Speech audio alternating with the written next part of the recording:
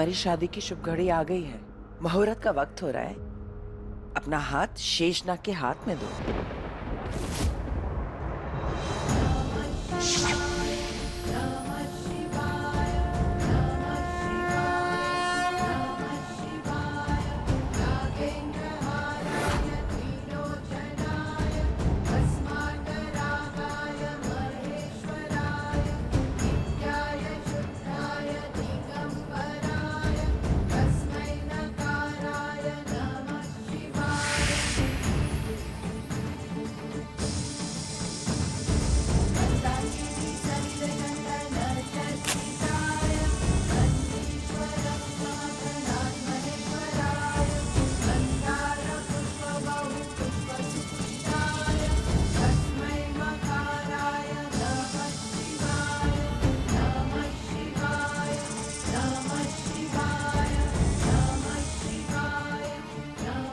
देखो देखो इस अद्भुत मिलन का नजारा देखो।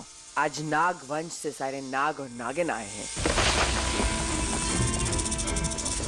शेष नाग और शेष नागिन की शादी के लिए। ये मिलन और ये संगम सैकड़ों सालों के बाद एक बार ही आता है। चलो शादी की रस्में शुरू करते हैं।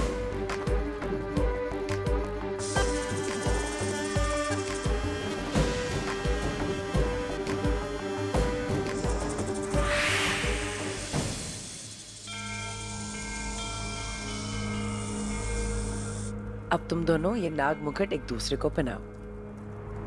प्रथा, अब तुम भी पहनाओ।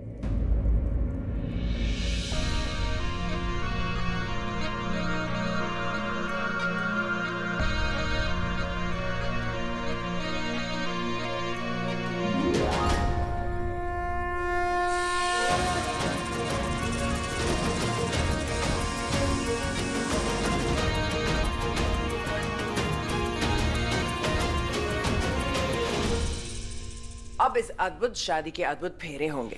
शेषनाग, अब आप प्रथा के मांग में सिंदूर भरिए और इस शादी को संपन्न कीजिए।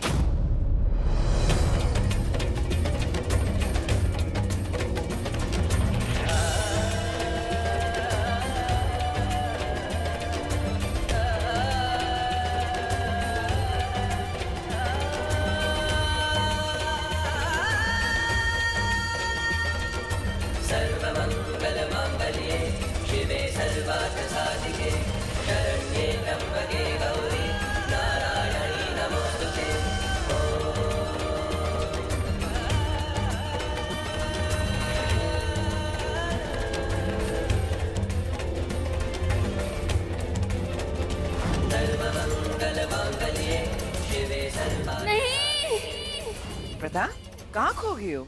आगे बढ़िए, फेरे लेने।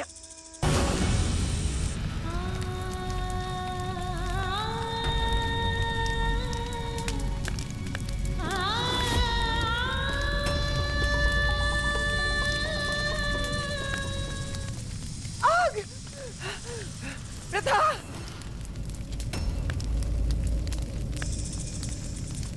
ये आग कैसे लगी? प्रथा, अभी और मत रो।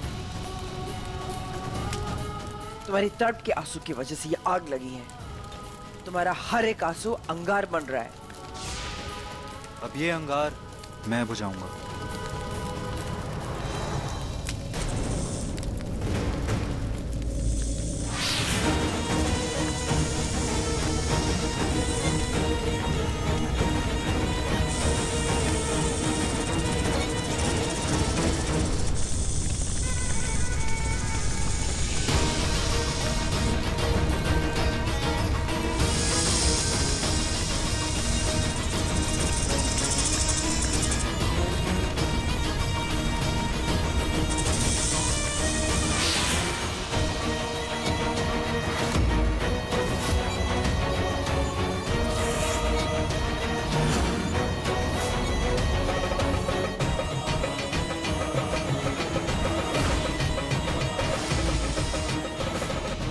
अब एक और आंसू नहीं गिरेगा।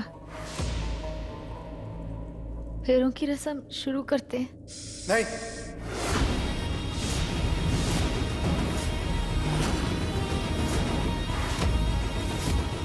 ये कोई साधारण आंसू नहीं थे, ये तुम्हारे दिल में लगे विरह के आंसू थे। वही विरह के आंसू जो करोड़ों साल में एक बार आंखों से बहते, जो सती की आंखों से बहे थी जब वो अपने पति से दूर हुई थी, अपने शिव से दूर। तुम आज इस मंडप में मेरे सामने तो हो, तुम्हारा शरीर इधर है लेकिन तुम्हारा दिल कहीं और है।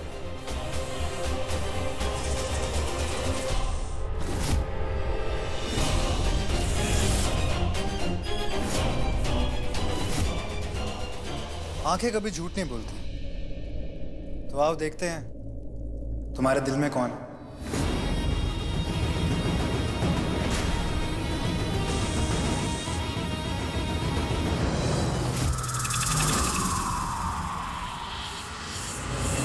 ऋषभ,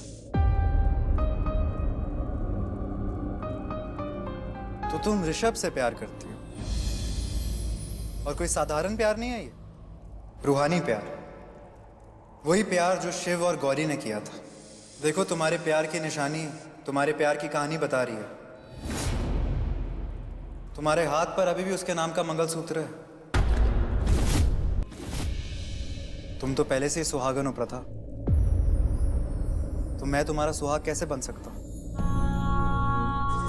नहीं बन सकता। और तुम्हारा दिल तो पहले से ही किसी और के साथ बन चुका है, तो मैं ये प्रेम बंधन कैसे तोड़ सकता हूं? मैं अग्नि की साक्षी में तुम्हारी मर्जी के खिलाफ ये शादी कैसे कर सकता हूं? तो आज मैं तुम्हें मेरी दी हुई हर रस्म, हर कसम से आजाद करता हूं। तुम्हारी किस्मत भले ही मैं हूं, और तुम्हारा प्यार वो है। जाओ, अपने प्यार के पास चली जाओ, क्योंकक्योंकि प्यार हर किस्मत, हर कायनात, हर ब्रह्मांड से ऊपर है। प्यार का सजदा स्वयं भगवान ने किया। पर किस्मत के खिलाफ हम कैसे जाएं? शेष नागिन और शेष नाग का विवाह तो नागलोक की प्रथा में लिखा है। इस लिखे को हम कैसे मिटा सकते हैं? है एक रास्ता। क्या रास्ता? त्याग। अगर शेष नाग अपने प्यार का त्याग करके ब्रह्मचर्य और व्रत ले ले, ब्रह्मचारी बन जाए, तो शेष नागिन इस विवाह से मुक्त हो सकती है।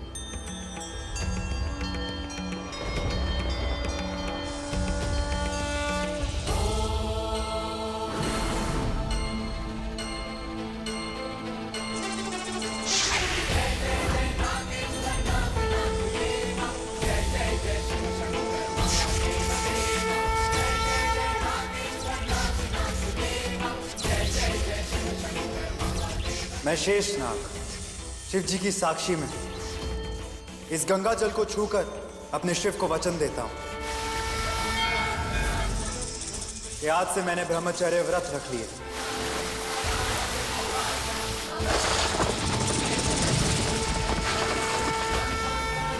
अब जीवन भर मैं ब्रह्मचारी बनकर रहूंगा। कभी किसी से विवाह नहीं करूंगा।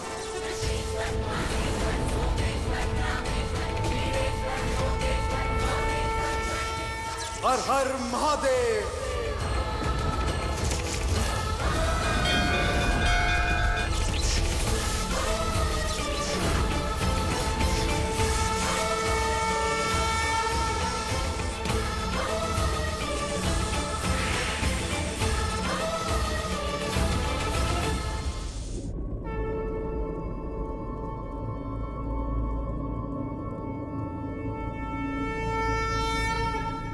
प्रणाम करती मैं उस शक्ति को जिस पे पूरी धरती टिकी है।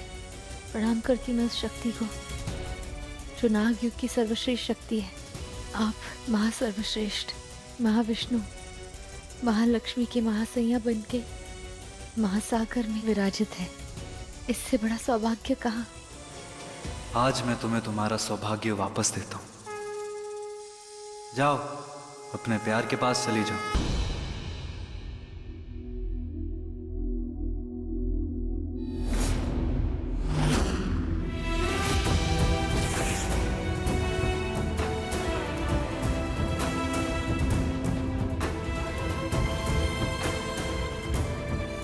ऋषभ, चलो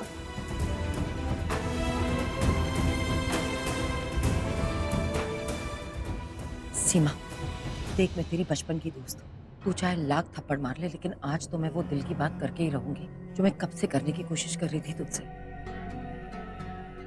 देख सीमा, ऋषभ और रीम की शादी होने वाली थी, फिर नहीं हुई। वो दोनों एक दूसरे से प्यार करते थे, अब भी करते हैं। तो जो शादी तब नहीं हुई वो अब क्यों नहीं हो सकती? मेरा मतलब है, देखना मुहूर्त तैयार है और मंडप भी तैयार है, बस तू हाँ कर। और तुम भी।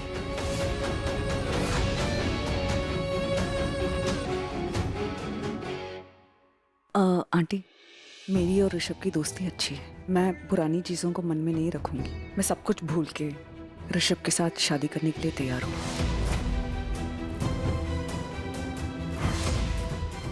अब आग तो लगी हुई है ना हमारे बच्चों के सीनों में। प्यार की आग। बस वो लड़की प्रथा कुछ देर के लिए आई और सब तहस नहस कर गई, तो क्या हुआ? अब परछाई जी, मेरा तो ये मानना है कि अगर उर्वशी जी सामने से प्रपोज कर रही है अपनी बेटी की शादी के लिए, तो हमें ये मौका गंवाना नहीं चाहिए ना।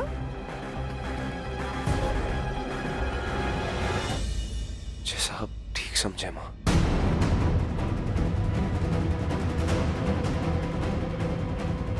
ओए हॉट बेब्स, एक सुपर आइडिया है। ये दोनों मंडप तैयार है, शादी कर ले। क्या? अरे ऋषभ और रीम की शादी कर ले। आइडिया कैसा लगा आंटी जी? चलो।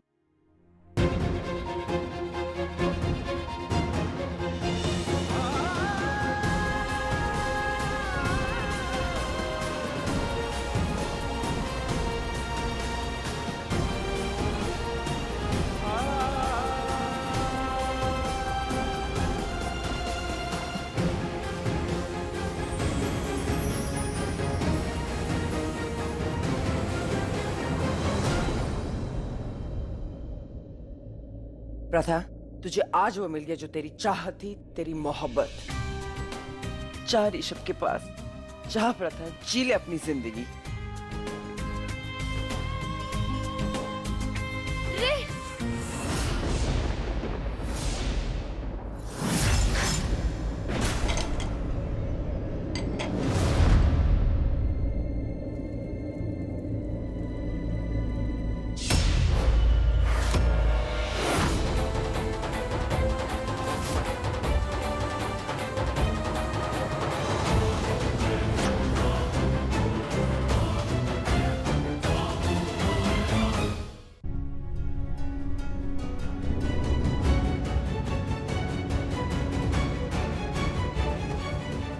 प्रथा, तुम यहाँ वापस कैसे?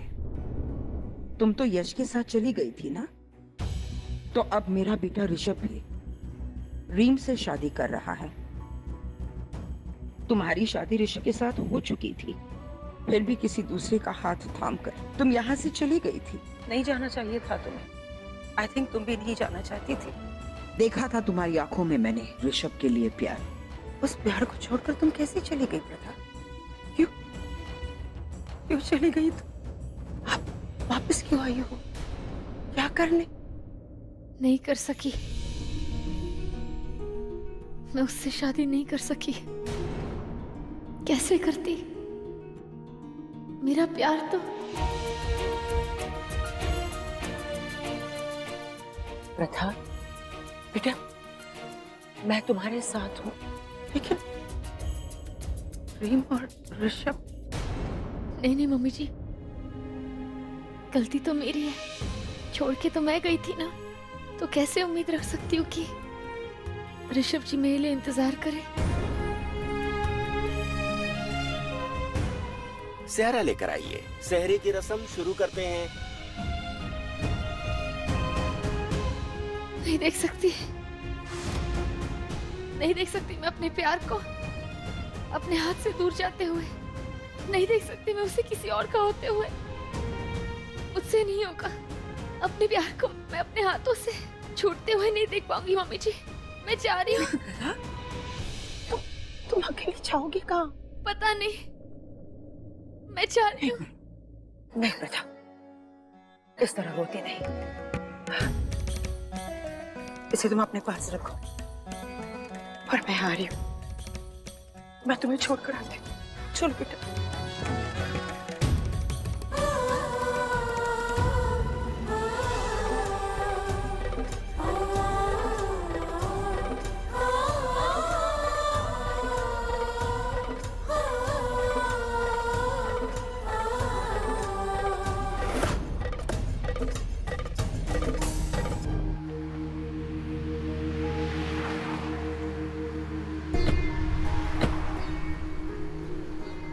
मम्मी जी, इतने दिनों में अगर मुझसे कुछ गलती हुई होगी तो मुझे माफ कर देना। नहीं बेटा, इसमें तुम्हारी कोई गलती नहीं है। सब किस्मत का खेल है। लेकिन ये मेरा अटूट विश्वास है कि तुम्हें तुम्हारा जीवन साथी बहुत जल्दी मिल जाएगा, जो तुम्हें अपनाएगा, जिसके लिए तुम बनी हो। मेरा आशीर्वाद हमेशा तुम्हारे साथ है। संभल कर जाना बेटा।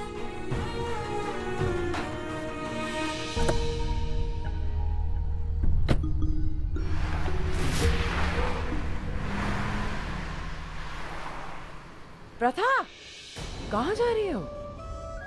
यहाँ से दूर जा रही हूँ। कुछ दिनों के लिए अकेले रहना चाहती हूँ। कुछ दिनों में मैं वापस आ जाऊंगी आपके पास। तुम नीलगिरी की पहाड़ी के पीछे जो महल है वहाँ क्यों नहीं चली जाती? क्या? हाँ,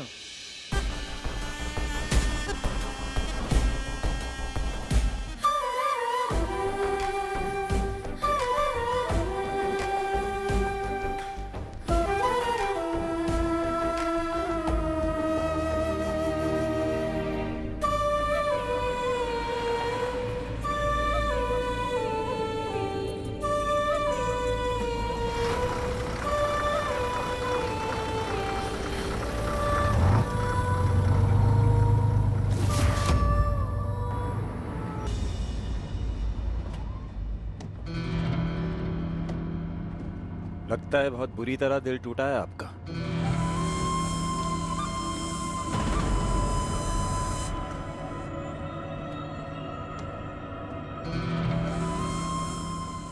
आपकी कोई मदद कर सकता हूँ? आप मेरे लिए अजनबी है। मैं अजनबियों से बात नहीं करती। कभी कभी अजनबियों से बात करके जिंदगी का गम सुलझ जाता है। वो क्या है ना, अजनबी बस एक बार मिलते हैं, उसके बाद चले जाते हैं। आपकी सारी यादें, आपकी सारी बातें आपके पास छोड़ के चले जाते हैं। आपका नाम? लोग मुझे फरिश्ता कहते हैं।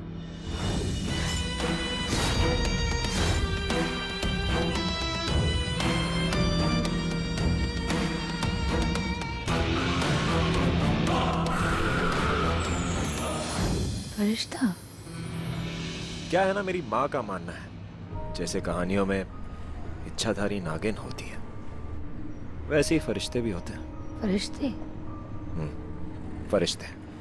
जब कहानी एक ऐसे मोड़ पे आ जाती है, जब लगता है कि कहानी खत्म हो गई, तो वो कहानी का मोड़ बदल देते हैं। कभी लोग मरते हुए फरिश्ते को याद करते हैं और कभी कभी एक डॉक्टर फरिश्ता बन के आ जाता है।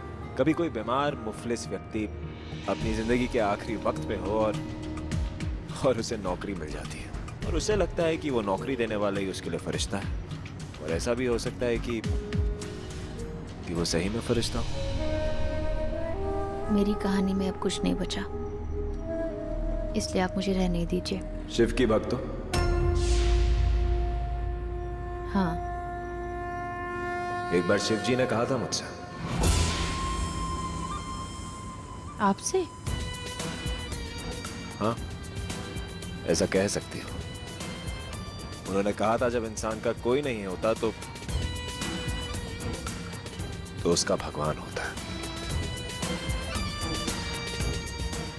ये लो। ये क्या है? पढ़ो इसे।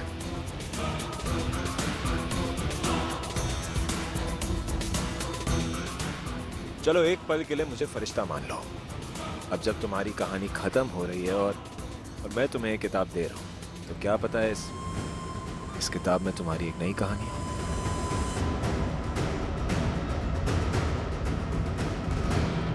शेषनाग की किताब।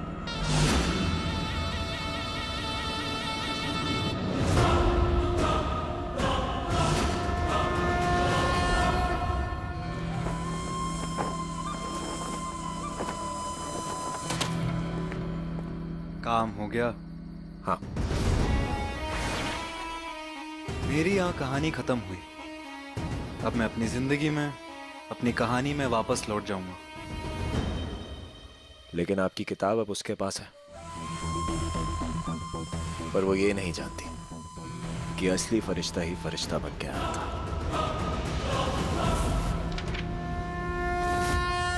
कालों के काल महाकाल मैंने एक दिन शिवजी से पूछा, आने वाले सालों में क्या कोई ऐसा वक्त आएगा जहां भारत और शिव भूमि पर संकट आएगा? तो शिवजी बोले, एक वक्त आएगा जब कपटी देशद्रोही असुर इस देश का विनाश करेंगे।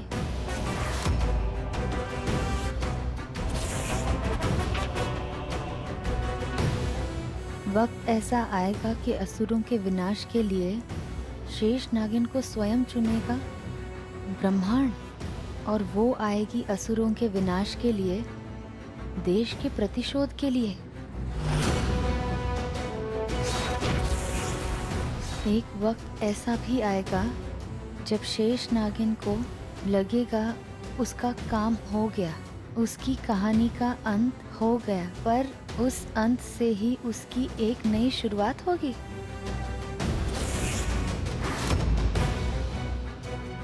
ये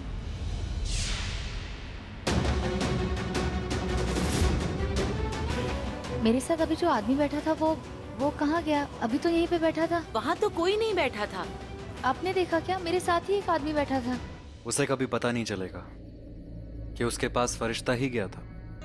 उसे लग रहा है कि उसका लक्ष्य खत्म हो गया, लेकिन उसका लक्ष्य अब शुरू होगा।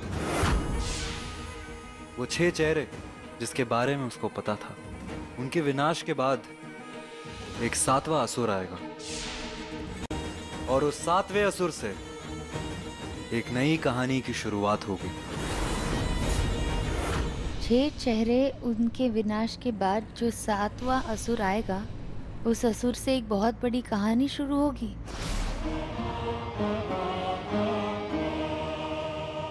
ये 7वां असुर?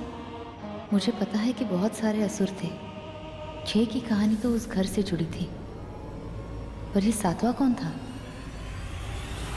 उन 5 असुरों में से पहला महाअसुर शेष नागिन की आंखों के सामने ही होगा। वो शेष नागिन के प्यार पे प्रहार करेगा, उसकी जान लेने की पूरी कोशिश करेगा। बस कर, बहुत मार लिया तूने, अब तू मरेगा। इस देश से बदला लेने के लिए आपने मेरे पति पर भी हमला करवाया। मैंने कुछ नहीं किया। उस पर हमला करने के लिए आपने उसके पीछे गुंडे भेजे थे। मैंने नहीं भेजा था। मतलब जो 7वां महाअसुर है वो ऋषभ जी पे वार कर रहा है, और मेरी आंखों के सामने मैं बस उसे देख नहीं पा रही। वो है कौन? नाग वंश के सबसे बड़े दुश्मन का विनाश महाअसुर का वंश, उस वंश से होगा वो 7वां।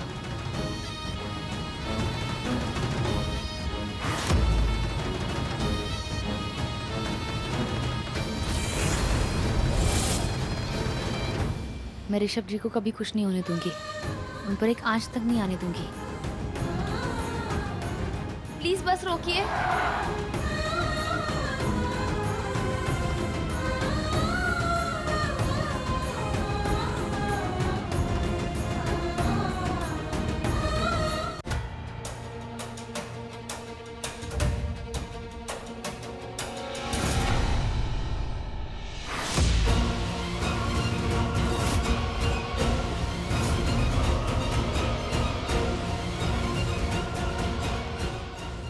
प्रथा? प्रथा? मैं तो तुम्हें वहां छोड़कर आई थी। तुम्हें कहीं जाना था ना? तुम वापस आ गई? मम्मी जी, मुझे वापस आना पड़ा। मुझे उनसे बात करनी है, मुझे ऋषभ जी से बात करनी है। कहाँ है वो? लेकिन प्रथा, रीम और ऋषभ की शादी हो चुकी है, बस गृह प्रवेश की तैयारियां हो रही है। बहुत जरूरी हाँ, है। मैं आपकी बहू को ले आया हूँ।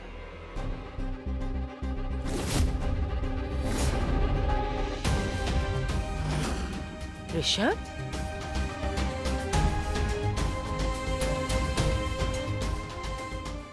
ऋषभ,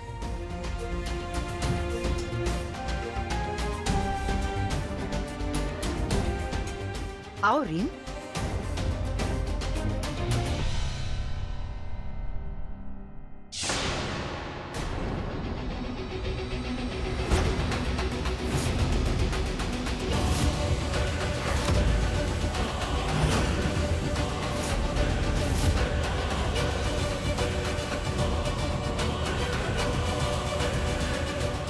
ऋषभ, ये क्या किया तुमने? हाँ, मैं रीम के साथ मंडप में बैठ गया था, पर बैठने के बाद मुझे रियलाइज हुआ कि मुझे ये शादी नहीं करनी है, नहीं करनी है।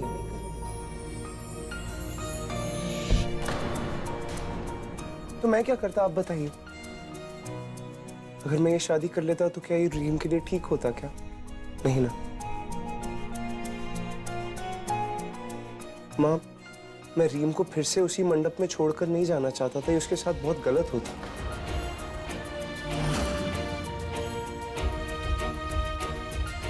रीम भी एक हैप्पी मैरिड लाइफ डिजर्व करती है और मैं उसको ये देना चाहता था। माँ, मैं ये सब करने से पहले आप सबको बताना चाहता था, पर मुझे लगा अगर मैं आपको ये सब बता दूंगा तो शायद ये शादी हो ही नहीं पाएगी। इसीलिए मैंने पहले शादी कराई और उसके बाद आपको बताया।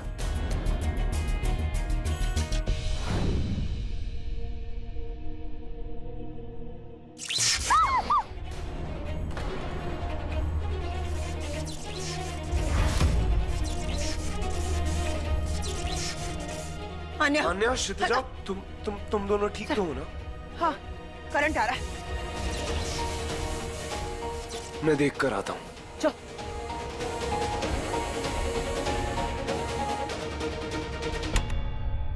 नहीं, मैं रीम से शादी नहीं।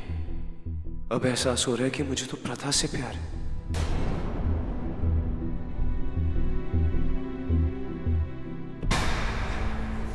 रिच, मेरे भाई, मेरी एक मदद करेगा?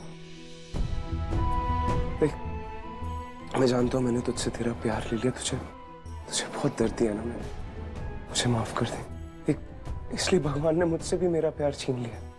देख, मैं अपनी जिंदगी तो बना नहीं पाया, लेकिन तेरी बनाना चाहता हूँ, साथ ही साथ इसकी भी। तू रीम से शादी करेगा? भाई, क्या बात कर रहे हो यार, होश में तो हो आप। देख रिट्स, अब यही एक तरीका है गलत को सही करने का। मैं जानता हूँ कि रीम ने मेरा बहुत इंतजार किया, लेकिन मैं शायद उसे वो प्यार नहीं दे सकता। तू बता, रीम के साथ ये करना सही होगा? नहीं ना। अब तू रीम की शादी को मेरी जिम्मेदारी समझ। तू बता, तू रीम से शादी करेगा? हाँ, बोल दे भाई, प्लीज।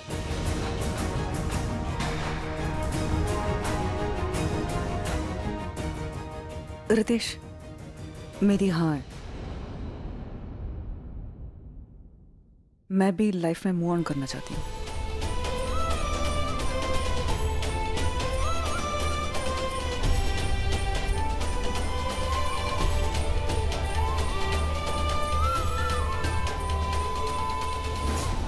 माँ, मैंने रीम से भी बात की। रीम को भी कोई एतराज नहीं है शादी से। उसने मुझसे बोला कि अगर मैं उससे प्यार नहीं करता तो उसने भी बोल दिया कि वो लाइफ में मूव ऑन करना चाहती है।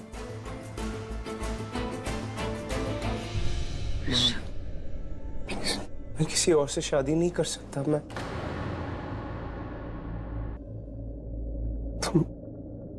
तुमने शादी नहीं की।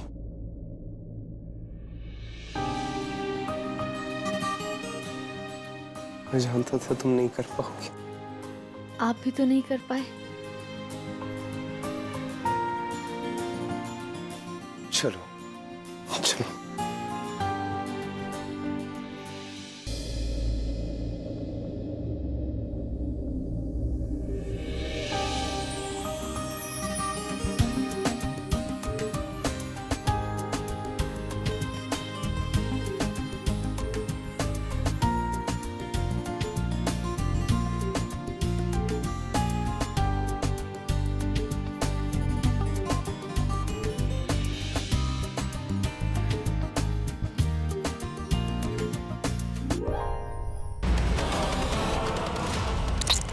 ऋषभ जी, ऋषभ जी, ऋषभ जी, ऋषभ जी, ऋषभ जी, ऋषभ जी।